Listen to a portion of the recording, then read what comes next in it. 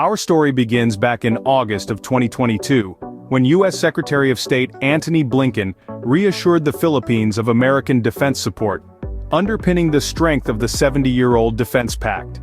This was during Blinken's visit to the Philippines, where he met with newly elected President Ferdinand Marcos Jr.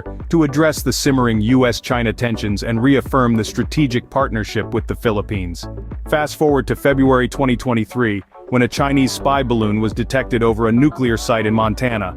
The Pentagon deemed it too risky to shoot down, and this incident led to Secretary Blinken canceling a trip to China.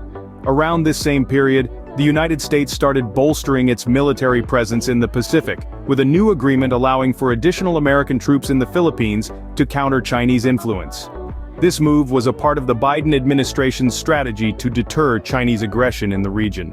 Now, let's jump to the present day, in March 2024, when Secretary Blinken pledged U.S. support to defend the Philippines.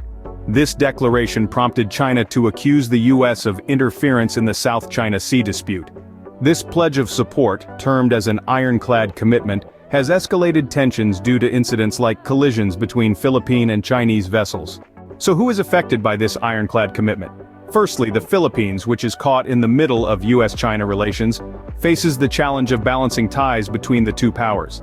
Secondly, China, who claims almost the entire South China Sea, is seeing its relations with Manila strain, as the U.S. deepens military cooperation with the Philippines. Lastly, the United States, by increasing military aid to the Philippines and expanding joint military exercises, is sending a clear message to China and other players in the region about its intent to maintain stability. Why did the U.S. bring up this commitment recently? Well, it's a part of their strategy to deter Chinese aggression in the region, especially considering the escalating tensions in the South China Sea and around Taiwan. And who are they targeting with this announcement? Clearly, the message is aimed at China, with the U.S. signaling its intention to counter Chinese influence and defend its allies in the region. In conclusion, this ironclad commitment by the United States to defend the Philippines is a significant development in the geopolitics of the Pacific region. It signifies a renewed American focus on countering Chinese influence and reaffirms the long-standing alliance between the U.S. and the Philippines.